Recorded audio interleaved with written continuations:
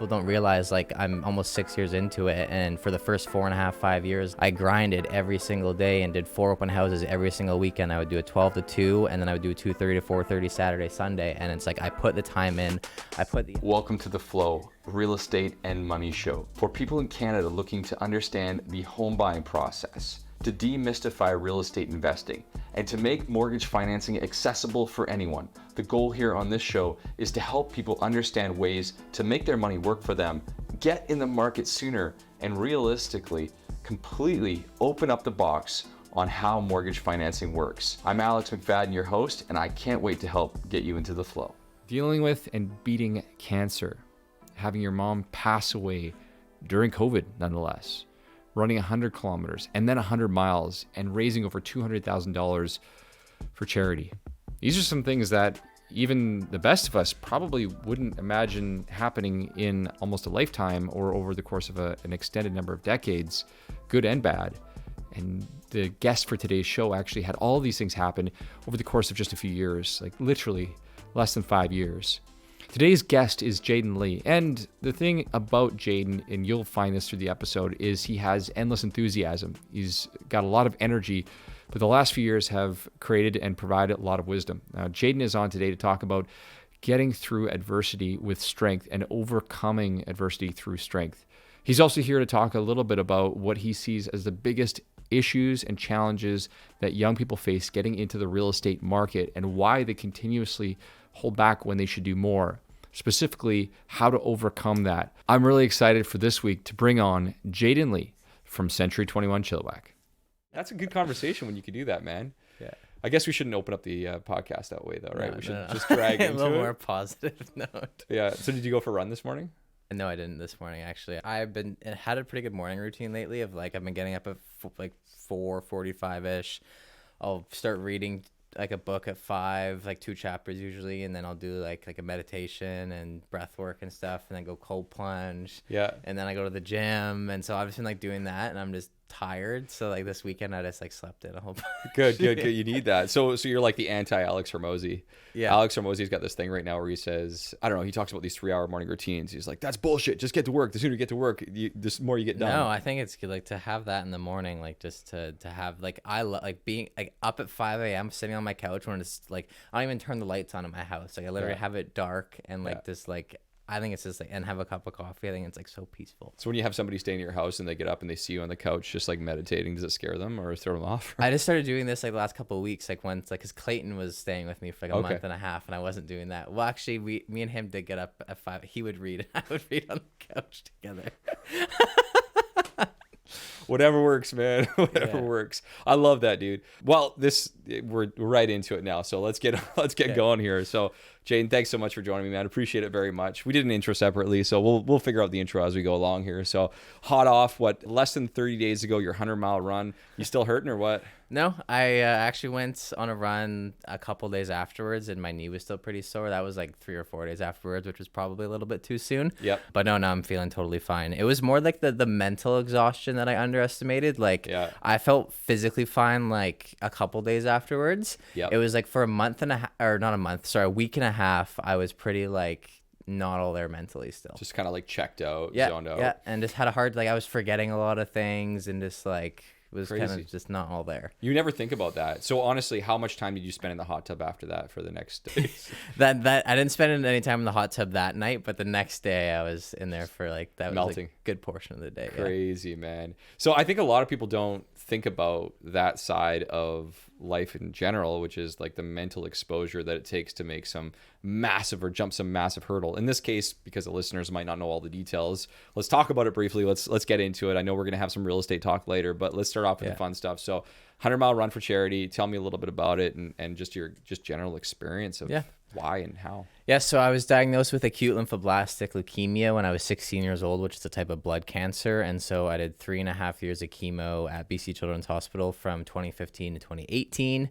And so after going through something like that, I wanted to give back to the hospital. I wasn't really sure what to do, and then came up with this. I was just kind of getting into running at this time, and me and my friend came up with this idea that we should run from Chilliwack, where I live, to the BC Children's Hospital in Vancouver, and it was 103 kilometers.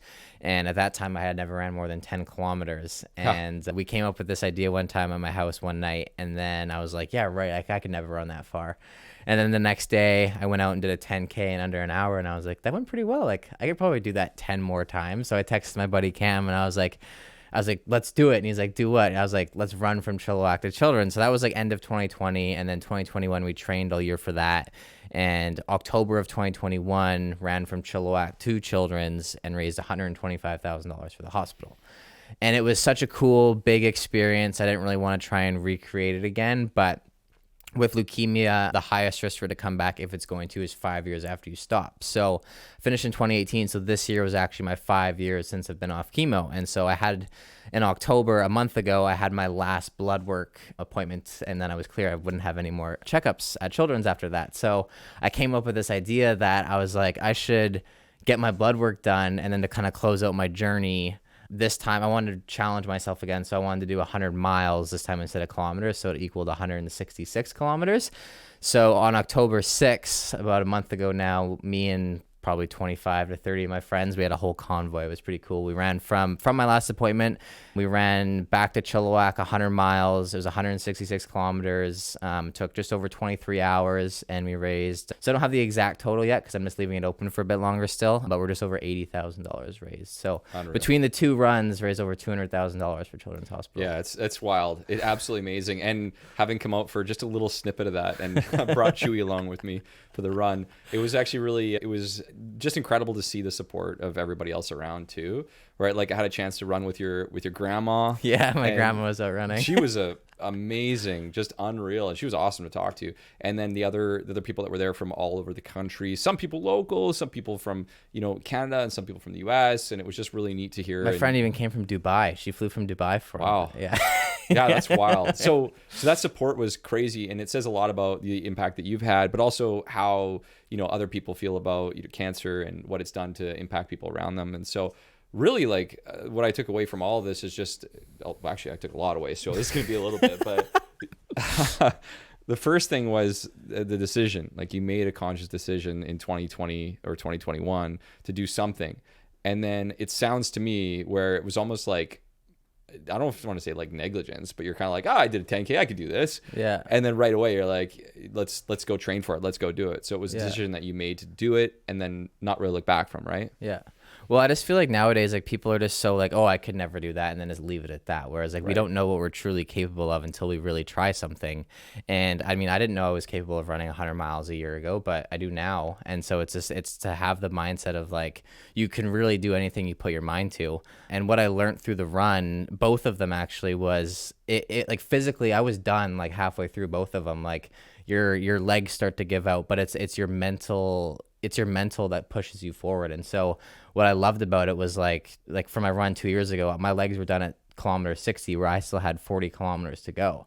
And it was my mental that pushed me through it. And that applies to so many other areas of your life, like business and real estate. When you're going through hard times, or if there's a slow market, it's your mindset. Or if that's in your personal life, you're going through a hard time, is that just doing these hard things applies to so many different other areas of your life. I like that. That's really good. That's strong, man. That's powerful. There's no doubt. And I mean, you're right. And not a lot of people run 100 miles, but there's other types of hard, right? Like everybody has their own version of hard that they can do. Yeah. And that's what I like encourage people. Like find your own version of your hard. So it doesn't have to be running 100 miles. You could go on a 10-minute run. And if you've never run before, that's going to be hard. Or a small hike. Like everyone has their own version of hard. So just do something as hard and you'd be surprised at what you could actually do. Cool. I love that. I don't want to brush past this at all.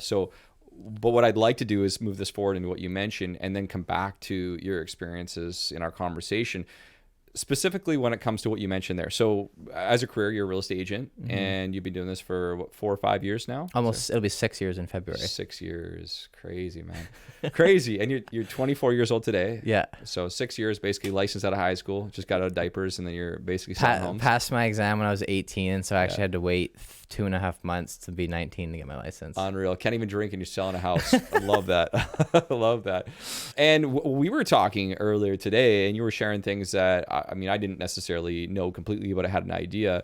You had a lot of quote unquote real estate business success in 2020. I think you sold over 40 homes, right? Yeah. Like quite a bit. Yep. Yeah, I did. That was my biggest year. 2020 was, I did 41 deals that year. That was my biggest year so far. Right. And then things kind of changed 2021, 2022 to this year, selling a, I mean, 2021 or 2022, I mean, it's going back 2 and 3 years right now. We're different years in real estate. 21 was huge. Yeah. 2022 was, as we all know, started off really busy, kind of worked its way back down. What I'd like to know is for you going through this experience of running 100K and then 100 miles, first of all, how has that changed your perspective on your business? Yeah, well, I think it changed my mindset a lot, and so it's like 2020. It was a hard year, and it was a good year because like it was one of my biggest years in real estate, but it was one of my hardest years personally. I lost my mom in 2020, and that was in the midst of doing 41 deals that year. So I was kind of just like, after that happened, I was in a really rough place mentally, but just kind of like didn't really deal with my problems, and just kind of went back into work and just grinded and stuff. But there was a moment in 2020, it was like the night before my mom's funeral, and it was like I was 21 years old. I had bought my first place in 2020 as well. That was huge. And so I was like in my house, I was like, I'm 21. I was like, I have my first home. I have a nice vehicle. I have all these things. But I was the night before my mom's funeral, I was drunk by myself at my house just because I was so sad. And I was just like, none of these materialistic things really mean anything if I'm not truly happy inside. And so that was like just total change of perspective just in my personal life and my business. And so just you're after going through something hard like that, it just totally changes your outlook and perspective on life a little bit. And where I think this has to go next is what we always talk about is your relationship with money and life and what that looks like. You were sharing with me earlier today that, you know, going through that experience and then also the running and the last couple of years, which I don't want to fast forward past, we're going to talk about this, has really shifted how you understand money as a whole and how you use it and how people look at it. Yeah. Care to put a color on well, that? we talked about this on the phone yesterday a little bit, and just I value, like, I think when I first got into real estate at 19, I was like, wow, like I can make a lot of money at a young age, and I was focused on the awards and that kind of thing. And then after kind of getting all those materialistic things and having money and doing that, and then after losing my mom, I was like, life can change so quickly and this can all be gone so quick, and just realizing that like I wasn't happy with a lot of stuff, whereas now I'm like, I want to use money to like make my life easier and have experiences and like do more of the things I love to do with the people I love to do it with. And so now I'm like, I'd rather sell 15 to 20 houses a year, have a great work-life balance, and sell 40 and be working every day, because the only thing we really get to take with us at the end of the day are these experiences that we share with other people.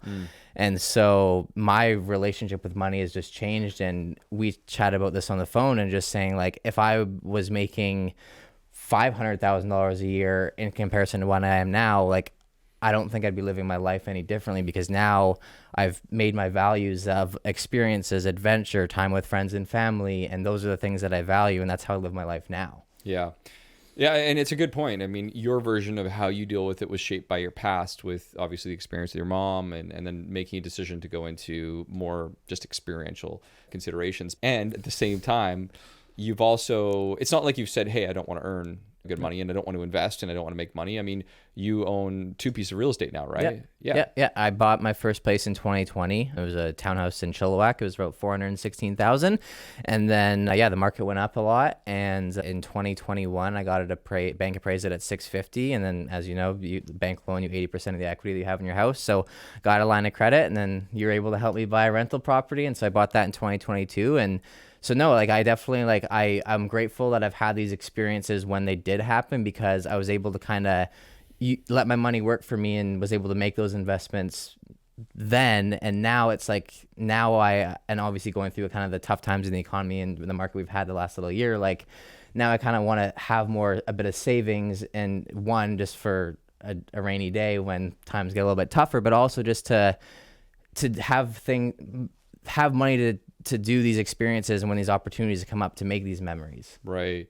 Well, it's really interesting to hear that, because one thing that you and I spoke about briefly was just kind of a mindset of people that, quote unquote, I don't want to say younger generation, because I'm not that old, but like a mindset of, let's say a generation right now, people, let's say in their 20s, like for the most part, and how that might have changed from like even 10, even 20 years ago, and where it's at today. So, you know, for you work hard, you play hard, but you also are smart with your money at the same time. Like, you're making investments, you're making sure that well, after some experiences, that you've got 6 months of money available or whatnot to help yourself out if things don't work out well, right?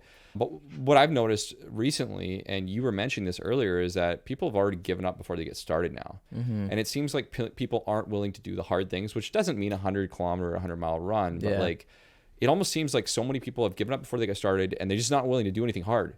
Like, what are your thoughts? What are you seeing? Well, I think like if someone were to just see me on Instagram like today, like, and they don't know my full story, like they might be like, oh, like, how is this guy so young and doing all these cool things and so successful? But like, people don't realize like I'm almost 6 years into it, and for the first 4.5, 5 years, like, I grinded every single day and did 4 open houses every single weekend. I would do a 12 to 2, and then I would do 2:30 to 4:30 Saturday, Sunday, and it's like I put the time in, I put the effort in, and now I'm trying to finally like reap a little bit of those benefits and to kind of do a little bit more. But I think just a lot of younger people just they have like they just want that like instant gratification where like, and going back to like the real estate market, I think people would rather than getting into them, it's so hard to qualify for things nowadays. Like, people would rather rent a nice shiny 1-bedroom apartment than being able to qualify for obviously less and getting kind of an older, not as nice one. But people would rather rent because it's shiny and new and nice, and to kind of have that to show off. Yeah. But that's going to make it harder for people in the long run to save in order to get into that house and get into the market. But the best thing you can do is buy that crappy older apartment, and at least you're getting your foot in the door to kind of build some equity and then climb the ladder. Why do you have any thoughts on why people have this kind of mindset right now? Well, I think just people just, like I said, I think people nowadays, like, they like shiny things, and if like to show off on Instagram or social media, they'd rather show off a nice new condo than say their dreary little crappy condo that they might have been able to buy even. But at that, like, they have their foot in the door then, right? But I had a coffee this morning with a friend of ours. He had something to share with me today, and actually this is where him and I had a really kindred conversation, because both of us were able to share our quote unquote story in the past, and it wasn't easy, and we both work exceptionally hard to get to where we are right now.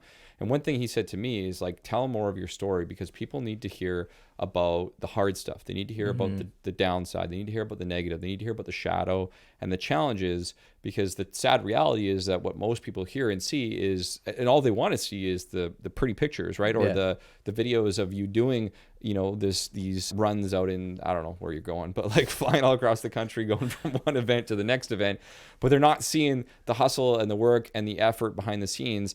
And it's funny because the word hustle has been vilified, which I think is poorly done. Again, that's another media thing at the end of the day, but the hard work. You did the hard work so that you could reap the reward, and the rewards were allowing you to have the experience, which is how you feel about money now compared to where you used to feel, right? Yeah, 100%. And no, I just think, like, I don't know, like I said before, the younger people just, they have that instant gratification where they want it now, but they're not willing to put the kind of the time in. But how I looked for me, like my real estate thing was, I didn't go to university. Obviously I did the real estate course to get my license. But for me, like, I kind of looked at like my first 4 years in real estate as like, if I make any money, great. If I don't, like, that's the same as kind of going to university for 4 years type of thing, right? And so I just kind of used that. Like, I was like, my first year in real estate, like I did 6 deals my first year. And my mentor, Aaron, I was just like followed him around. I was basically just working for free and just learning as much as I could. And I was taking out all the top producers for lunch and just picking people's brain. And like you said, hearing their story, because if there's anything I've learned, like, everyone has a story. All you have to do is ask. And it's hearing people's stories and how they got to where they're at, I think is like one of the best things you can do. So if we were to think, like, if we were going to give advice to somebody listening to this that's either talking to someone they know that's quote unquote younger, or whatever age you are, just like trying to change your mindset on let's start with the real estate market, and we'll move into some other stuff.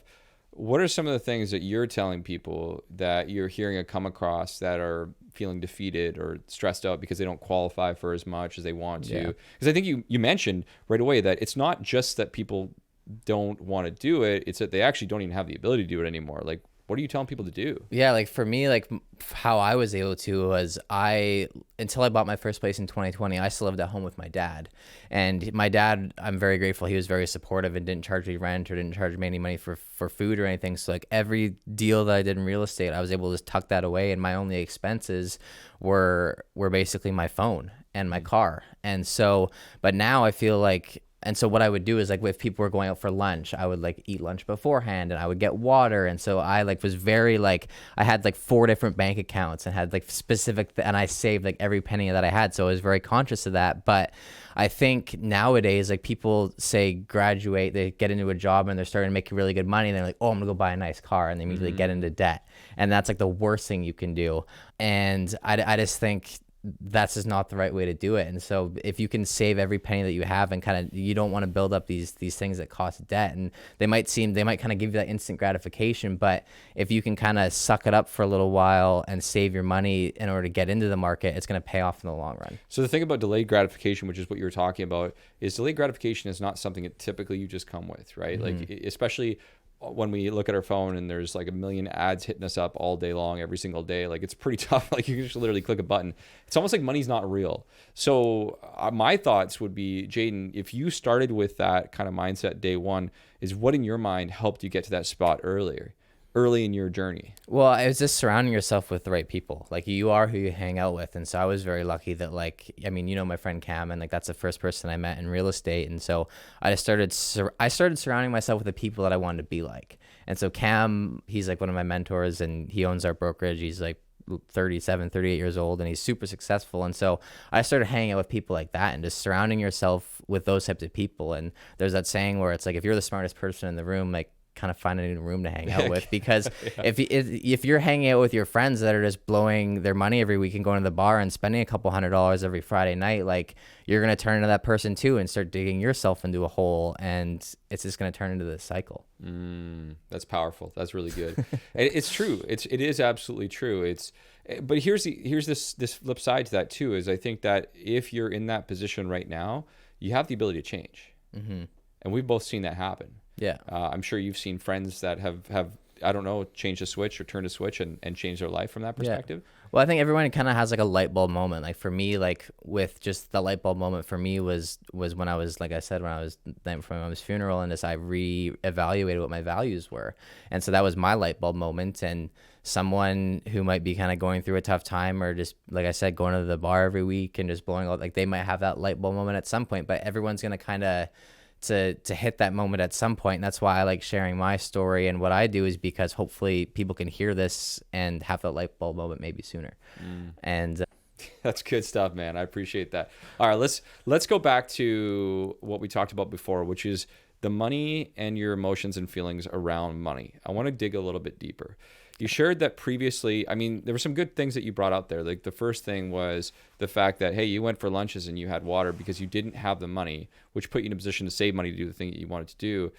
But even in that experience, you changed your mindset by essentially considering experiences the more valuable, I guess, currency than, in this case, cars and other things of that nature. And that's not to say you don't like cars. No, I love nice things. Don't get me wrong. I love nice things. But for me, I've just reevaluated with what my values are. Yeah. And my values for me are like my adventure and experiences and friends and family. And so like I have to make a very like conscious decision of like when I'm making like say a financial decision, like does it fit into those buckets? And so for me, I was gonna actually turn my kind of a funny story, but I was gonna turn my garage into like a wellness center and buy like a sauna and cold plunge, and I was gonna budget like $15,000 to do like, and that's something that I do value. I like wellness and I like that stuff, but for me, I was like, I'd rather save that money so that if a cool opportunity comes up and to travel somewhere or have a cool experience, I have that. And so I was like dead set for like months of like buying a sauna and a cold plunge, which are expensive.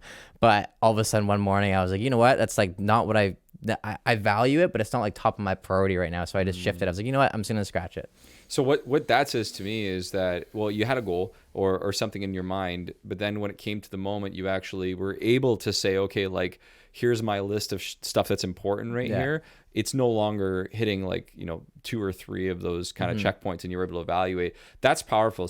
Anybody who's listening to this should take that away, because I think a lot of people get so set, and myself included, sometimes you get so set on this one thing that even if it doesn't really strike all the chords anymore, or it doesn't fit what you're financially able to do or supposed to do, most people just still go for it because they're like, oh, I'm so set, like I need to do that thing, right? But you were able to step back and reevaluate that. Can you explain just psychologically, like what allowed you to take that step back? Was there kind of a moment that you Well, I think up? it's just been a combination of everything, just between just like going through my sickness and just like I said, having all of those things once, and then reevaluating, like I said, that light bulb moment that I had, and then just like being able to have like just the freedom to, like, for example, like now I'm in a position where like for example, my run that I did, it cost me a fair bit of money, because it was like I rented a house for all my out of town friends to come in. We rented a sauna for everyone, and like I spent like $1,000 on food at Costco for everyone at the run. It's like I would rather, like, I know how much those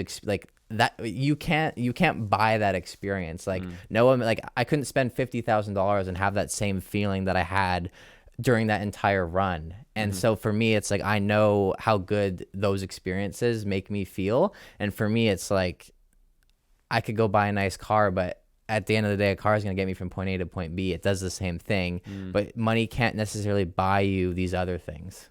That's good. So you made a this or that kind of decision at that point, right there, to a degree. And it's like it's I've kind of had to go through the motions of life to learn these things, but that's why I like sharing my story and sharing what I've been through, in order to kind of hopefully people, like I said, can have that light bulb moment sooner. And if anyone's like listening to this and don't really know what they where they're at and what they want to do, is just like first step, like determine what your values are and what you value in life. That's so true, and that's a good point. One other thing to point out of all this is that it's not like you were a lazy bum just expecting these things to come to you, and then, I'm going to save up, this small amount of money every single day. Like, you were working your butt off to be able to achieve the financial goals that you had set for yourself. One thing that I often see a lot of people, quote unquote, again, I don't like to use that word younger, but like a lot of people in general, they're not willing to make any sacrifices to make more money anyways, to be able to do the things that you're talking about doing. Yeah. So you made a conscious decision on time, on energy, and then obviously giving up certain things to allow you to do these other things, right? Yeah, like there was like like I said, my first 4.5 years, I grinded every single day and worked every single weekend. And there was lots of times where like my friends would be like going to the bar, or going and doing whatever, or say like going hiking, or going away on weekend trips. And I'm like, no, sorry, like I have open houses this weekend. And so people didn't necessarily see that, where, I mean, they did, like I posted a lot of like open houses and stuff on social media before, so they saw it. But like I remember one of my first deals that I did, like I was so like I'll never forget it, actually. Like I didn't really understand, like I knew it's obviously everything's time sensitive, but I immediately was like, I got an offer on one of my first listings, and I thought it was like way more time sensitive than it was. So like I was driving all my friends to the mall in Surrey at Guildford, and we got to Abbotsford, but an offer came in. So I told my friends to drop me off at Starbucks, and they drove my car to Surrey. Well, I stayed in Abbotsford and worked in a Starbucks, as I just like dropped everything that I was doing to work on this deal. And so like I worked my butt off for 4.5 years, and I think people just nowadays aren't willing to put that time in to do that. But I knew, like when I was 19 and just starting, I was like, if I put 4 years into this right now, like it's gonna pay off when I'm like 24, 25 years old. I love that. Okay, let's shift to some positively focused things in the real estate space, because that's awesome, man. It's a good experience. It helps to bring color to your story. Again, we only see what we see, and so letting us in on the story and the experience helps us to understand and achieve even like a little tiny piece of like having that feeling, you know what I mean? And that's the whole point of this podcast, is realistically is to help people kind of get that experience to how they can get to that point if they connect with those points. So what I'm hearing from you, a few things right away, is like obviously the work ethic that it took to get started there. You had a couple of trigger points, or a few like moments of like, okay, wow. It sounds like there were a few of them, right? Like one was a conscious decision to get started. Second was, obviously the passing of your mom that happened. And then the third was, and something negative happened right there. I heard that you also had an experience well, actually we didn't talk about it yet, but there was a second, obviously, negative experience that happened, losing another person, which was... my mentor, Aaron, that I mentioned, he passed away in 2021, like a month after my run. Yeah. And so that was just one of those moments where it's like, I say this saying a lot, it's like stay humble in the highs and hopeful in the lows, because I had finally like, my mom passed away, and then I like set this big goal, like do this run, and I was finally on top of the world again. And then like a month later, like a buddy, Aaron, passed away in a car accident. And so that humbled me just very quickly. And so that was just another moment for me where I reevaluated what I valued. Yeah. And the thing is, like, I hope that most people don't have to have that type of experience, obviously, to get to that point. So hopefully they can live through yours and get that feeling. But I imagine, like, looking back is like that was a necessary thing to happen. Well, not from a perspective of someone passing, obviously, but just the feeling that you had. No, and that's like, I obviously, like, I would do anything to have Aaron or my mom back, but it's like you can turn any negative situation into a somewhat of a positive if you try hard enough. And so it's like, I don't think I would necessarily have a lot of this knowledge and lessons that I have if those things didn't happen. And there's a saying, a friend of mine, his name's Colin O'Brady, he puts on some of these events that I go to, but he talks about how, like, if you look at life on the scale of like 1 to 10, where like 10s are like the best moments, where like crossing the finish line at my runs, or just like doing a big deal in real estate, and then the ones are like obviously like getting sick, losing my mom, losing Aaron. But it's like you don't have those 10s without those ones. Right. That's a good point. Yeah, that's obviously really deep. And you've had these crazy experiences and come out obviously very strong. Again, we hope that nobody ever has to have a lot of these different types of experience in their life, but they will. And the question is, how are you going to deal with it, and what does that look like? Man, I have a hard time bringing this back to real estate at all. Like, how do I even do that? And so maybe I won't bring it too far back. I think the biggest thing that I would, if I were in a position of someone listening to this podcast and just one person was affected, I would hope that they would take just 5 minutes to sit down and evaluate those 10s and those ones, and how their life experiences could evolve based on taking a few conscious moments to make a few better decisions in their life. Do I really need to go out and I guess it's not a bad thing to party. Like, we say it like it's a bad thing, but like, no, it's not. Like, you still, like, and something that I remind myself too is like, I still have to be 24 years old. Like, I'm only going to be in my 20s once. And so it's like, it's just a matter of like being like in what's the saying, what's it called? Dang it, I'm having a blank here. Like, everything in moderation. That's what I'm trying to say. Yeah, there it is. I like it. No, you're absolutely right, man. You got to live your life here too. So that's another big thing that I see from first-time buyers. I almost see like two polar opposites. I see the like, hey, if I can't do it, I'm going to give up, screw it. And then I see the like, I'm going to work my bones off and I'm not going to have any time to have any fun. There's got to be a little bit of both in the middle there. But I think you've got to go through those experiences to figure that out for yourself and just commit. If there was one thing that I could say to a potential, I don't care what your age is, but like a potential first-time buyer, a potential first-time investor, or somebody who's like trying to do something big for themselves. Because, man, people look at it as like, oh, $350,000 condo, that's a fail. No, that's not a fail. Like, it's not a fail. It's just that our version of what we see thinks that's a fail.